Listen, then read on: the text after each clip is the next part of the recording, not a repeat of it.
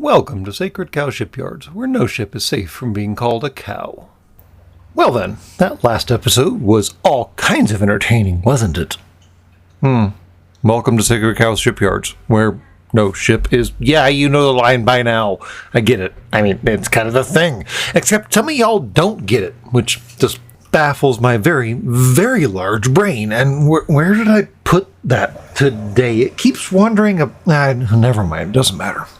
Anywho, there will be no complicated mathematics for this particular episode, or actually, I'm not sure if there's going to be thermodynamics or not, but if there are, they're unintentional. So sit back, relax, and just enjoy your normal Grade 1, Mark 1, Mod 0 reaming of a piece of shit ship.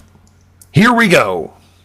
This week's episode is going to be about the ship Avalon from the movie called Passengers. Yes, in fact, this is one of the very few movies where the ship in question is not the name of the movie in question. Congratulations, human, you finally got creative for once in your miserable little lives. Good job! Anyways, if you haven't seen the movie, it centers around basically the ship Avalon, as it makes a 120-year trek from Earth to some colony world or some other. We have 5,000 passengers on board who are going to be the new colonists on the new colony, of course. And there's 240-odd crew and an AI bartender who's basically the saving grace of the entire movie. And the crux of the story is that, courtesy of an idiotic fucking AI on the ship cruises into a very large asteroid which damages it, and for some reason that damage causes a single person to wake up out of hibernation 90 years from their destination. And for whatever reason, the ship doesn't actually have the put into hibernation system on board, probably cost or size or complexity, or it requires human doctors to operate or some stupid fucking plot point like that. So the human is faced with the realization that he's 90 years out from his destination and he's the only person awake on the ship. I understand this is the problem for you squishies. You can't be alone for terribly long. Now, again, the saving grace of the android bartender did allow him to stretch out his solitude to about a year, but then the movie gets complicated. Now, I'm going to refrain from trying to pass my own judgment on what he does next. I naturally have an opinion, like all sophons out there would, but I would like for you to draw your own. What he decides to do, for whatever reason, is pick a person basically at random, but it boils down to she's cute, and wake her up. And then strand her on this not quite Flying Dutchman for 89 more years. Choices were made. And then the movie proceeds from there. And I'm going to try to not spoil it too much for you. It's not a whole lot of fun, and deconstructing the ship will probably spoil enough of it, you probably won't want to watch it, but let's actually get to the ship. So as you probably already gathered from the 120-year timeline for the flight, the Avalon is of course a slow boat, and which is why all the passengers have to be in stasis, otherwise they would be a generation ship. I mean, the passengers who got on would not be the passengers who got off, since you squishies have such short little lives. So, the first question is, why does it rotate? I mean, yes, I understand that the passengers wake up at the end of the flight and spend 4 months getting reacquainted with their bodies and their neighbors and their jobs and their duties at the upcoming colony and getting ready to be colonists. So yeah, it would totally spin up for those last 4 months. But why are we wasting time rotating between here and there? You don't really gain anything from that. In fact, you complicate things. You put stresses on things that you don't need to put stresses on until you get there. So why are we rotating to begin with? And then, on top of that, why in the fucking fuck on a fucking rocket-propelled fuckstick is it rotating under thrust? What the fuck is it with you goddamn humans and rotating under thrust? How do you not understand how the math works? I've said it before and I'll say it again. If you're rotating enough to generate 1g out of the extremis of your rotational structure, fine, you're creating 1g. That's great for your squishy human bodies. And if you're burning under thrust enough to generate 1g courtesy of the acceleration, then fine, you're doing the same thing over again. You can even get away with not accomplishing full 1g if you just want to make it comfortable and not problematic for people in the future. But if you're doing both, everything gets complicated. Not only do you have the force vector going out, you have a force vector going down. And you have to sum those vectors because that's how vectors work, and suddenly you have a vector going at a weird-ass angle. Don't do that. You're making the math more complicated for you. You're making the ship more complicated for you. And this particular ship, the floor is only out. I mean, yeah, it's under thrust all the time, so technically the floor is going to be like out and back a little depending on how much of the thrust there is, and this is why the math gets complicated. Just don't do that. Don't rotate under thrust, or don't thrust under rotation. Either way. And for that matter, the direction of the rotation of the ship makes absolutely no sense, especially given the curved nature of the habitation sections.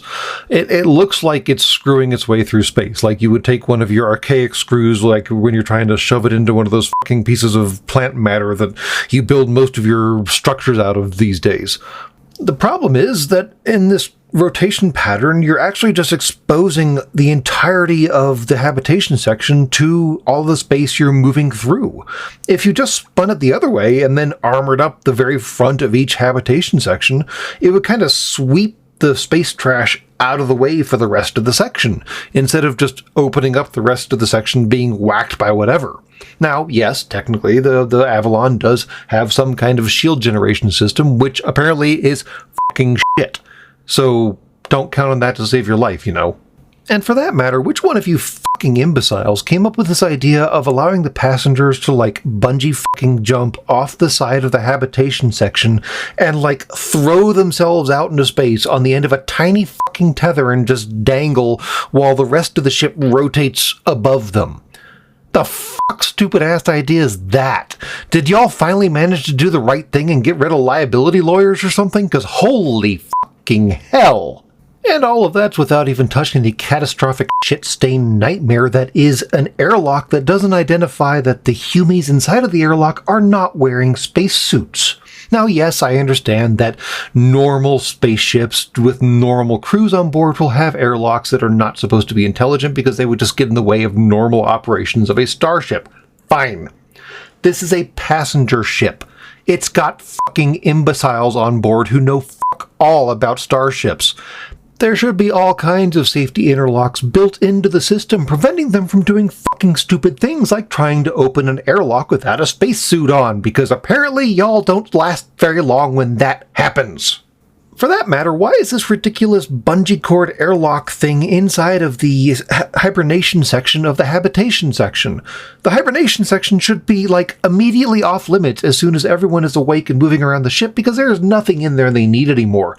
You don't let the idiot humies dork around with anything more than they need to be. Don't let them near things. Don't let them touch things. No touchy! I mean, speaking of the hibernation pods in general, why are the crew hibernation pods inside of, like, this nuclear bomb-proof bunker? Are they seriously expecting a mutiny from the crew of fucking idiot colonists? I mean, really? Is that an actual concern? Because, wow, if that's an actual concern, this whole ship is built wrong. I mean, I totally get having the command and control section of the ship hardened against, you know, asteroid strikes, since apparently that's a concern, and a variety of other environmental and situational things that could come up and could damage the way of, you know, controlling the ship. But really, if you're going to armor the crew pod that hard, you'd think you'd install, like, a doorbell? Like, some way to wake up the crew in case something actually went wrong on the ship? Like, you know, say, a passenger waking up? Now, apparently, there's no actual arrangement for the possibility that a passenger might actually wake up, because it just doesn't happen on these ships. They've had thousands of flights, people never wake up, the system never fails. In fact, it is so far outside of the company's idea of a possibility that the sapient android bartender gets trapped in a logic loop about it and basically just kind of tosses the entire concept aside and deals with the situation in front of him. He can't actually admit that a human's awake because they can't be awake, so he just makes do. Now, apparently, again, that's all because these ships are designed to auto-heal.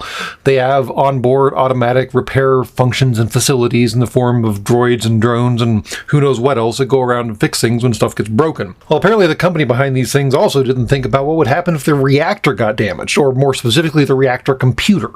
Shockingly, the AI in charge of the ship did an approximately correct thing when the reactor computer got damaged, though. It attempted to distribute the processing load from the damaged computer to the rest of the subsystems throughout the ship. Of course, your average robotic vacuum, wax and wash, floor cleaning doohickey has precisely fuck all idea what a fusion reactor is, and even less of an idea of how to fucking run it. So these subordinate systems that the AI was trying to shunt the processing load off to also died because the processing load was too much for them, so you actually had a cascade failure which almost resulted in the entire ship fucking exploding. So, I mean, technically for the AI that was the correct decision, but it really didn't think far enough ahead. And then on top of this entire craziness and the ridiculous design of the ship and the ridiculous way the AI behaves and the ridiculous cascade failures and this, that, and the other, this massive colony ship does not appear to have any, hangars. Shuttles. Launches. Any way of getting the 5,000 passengers and metric butt ton of cargo from the ship to the planet that they're supposed to be, colonizing. Now, maybe this isn't the first colony ship out. Maybe there's already an established colony that already has shuttles and whatnot that are ready to greet them. But still, you'd think you'd want to have some backups, although once again, this company does not appear to believe in the entire notion of backups because things don't break. Yeah, let me tell you about that. Also, where in the fuck is its fuel stored? I mean, it technically uses an ion drive, which is basically a low-thrust, high-endurance concept that you humies are still working out the details of, and typically doesn't require massive amounts of fuel, depending on how you use it and the kind of scientific, physical jankery you engage with it. But still, there's got to be fuel somewhere, and man, I don't know where they put it in this thing. I mean, I would say maybe it had a ram scoop, but no, it's actually pushing stuff out of the way, ineffectively, at the front of it, so that doesn't work either. Really, interestingly, the Avalon is what happens when you use science fiction as a setting for the story and you're not terribly concerned about the particular details. And this has been a lot of people's argument about what science fiction is or isn't over as long as science fiction has existed. Whether or not it's the setting, or whether or not it's the story. And Passengers uses science fiction as the setting exclusively. The story could take place almost anywhere. I mean, some details would have to be changed, of course, but the whole concept of the Avalon is just there as literally the vehicle for the story, also figuratively the vehicle for the story. So no, none of it makes sense. None of it works if you give it even more than like a passing glance. But is that the point? Well, it's sure as fuck the point of this channel. So yeah, this thing's a stupid fucking ship. Why the goddamn fuck did they make it? What the shit were they thinking? And that's all from Sacred Cow Shipyards. Please be advised that any ship left on the docks for more than 24 hours will be compressed to a cube. Have a nice day.